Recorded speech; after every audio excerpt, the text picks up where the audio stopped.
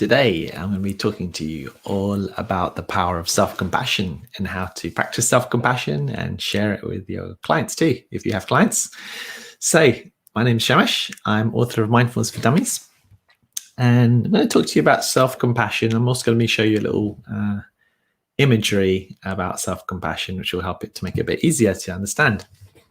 But before I dive in, let's just understand what is self-compassion, why it's important.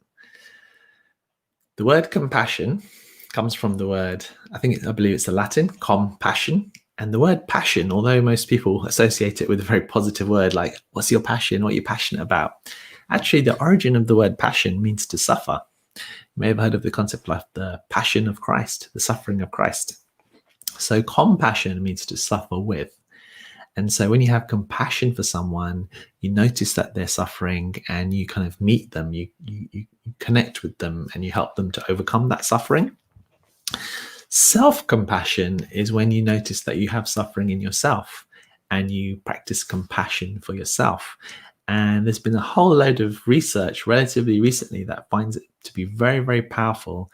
In fact, there's some interesting research comparing self-compassion with self-esteem.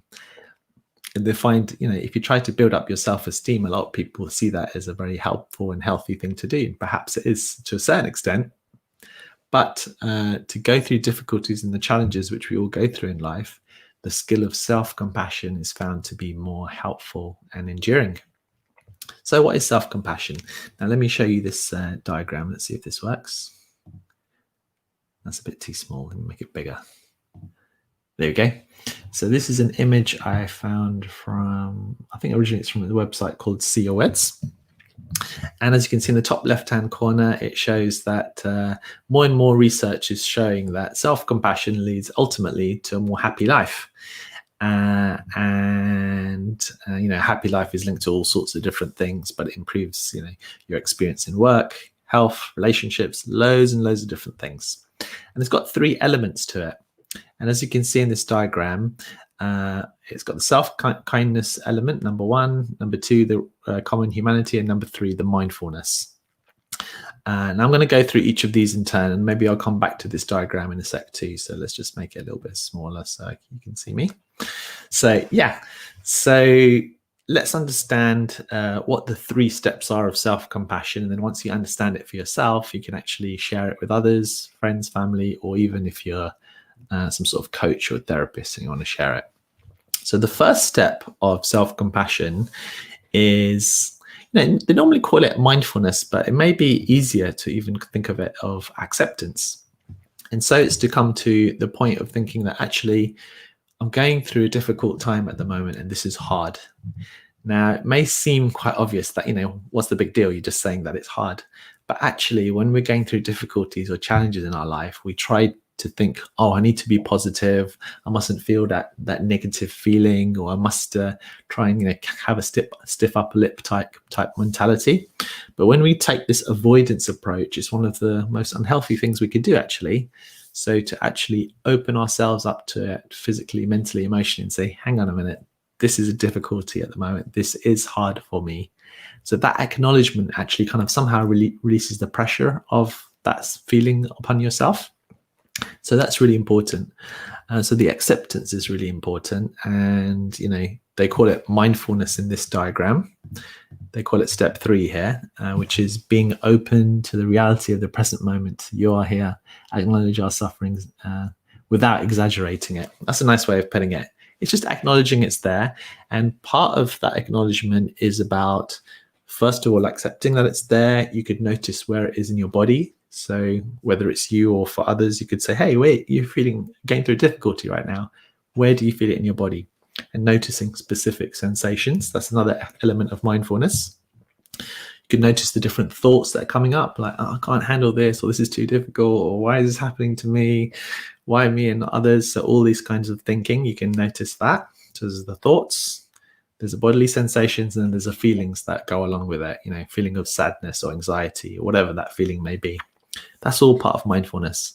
And then the other bit that people forget about mindfulness is the element of the observer self, that you cannot be that which you observe. So there's the experience, And then there's you watching or observing it. So there's a sense of space between you and the suffering. And that is what makes it easier for you to be able to cultivate acceptance, knowing that it's not you. You don't have to be overwhelmed by it or drawn into it too much. And like, okay, I'm noticing it from a distance. There's a nice freedom there. So that is all kind of included in the step one, but at its essence, the simple thing to remember is that, hey, this is a hard time that's arising for me right now. So that's the first bit. Second one is actually a sense of isolation. Now, you may not realize it, but when we're going through a hard time, there's this sense of I'm alone in this suffering. It's only me, and why do I go through these hard times but nobody else? Everyone else seems to be doing so well. And if you start looking on social media, you see everyone seemingly having a great time. But actually, it's about remembering that the suffering that you're going through is what actually makes you a human being. That's what makes us who we are, the suffering that we experience. It makes us, all human beings are bound to suffer at one time or another. Absolutely everyone, no matter how rich and healthy you are or poor and unhealthy, both sides of the spectrum will suffer in different ways. And so there will be a suffering there.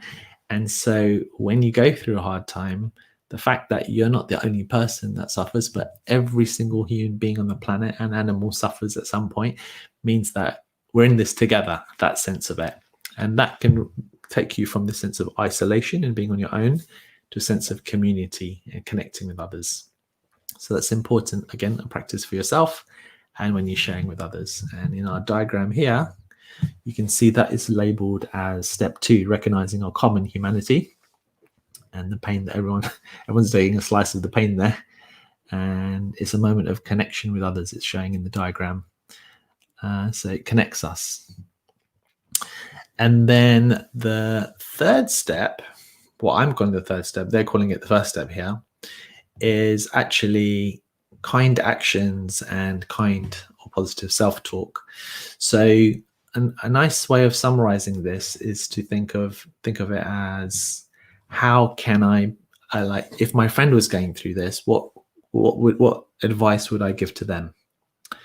And that helps you to step out from yourself. So that's another kind of like a transcendent self skill, is to be able to step out from yourself and say, hey, if my friend was going through this hard time, what advice would I give them? Or or if I had a very wise and kind friend, what tips would they give me at this time? And we're normally our own worst self-critics. So we're always saying these really negative, harsh things to ourselves or not treating ourselves. But actually, the opposite is much more helpful. Asking yourself questions like, how can I best take care of myself right now? Or, hey, these things happen, but it will pass in the long run. So treating ourselves as if we're our own best friend really does make a difference. And one of the challenges of self-compassion is people think that you're being just too soft or too friendly or too nice to yourself. Nothing will really change. You need to be much more harsh to yourself or more critical to yourself, as if that would motivate yourself. And this is one of the big misconceptions of self-compassion. Actually, the most compassionate people were actually very strong people. Think about Mother Teresa or Gandhi or Martin Luther King or Florence Nightingale. Very, very courageous people and very, very compassionate people. And I'd like to think that they're also very self-compassionate people too.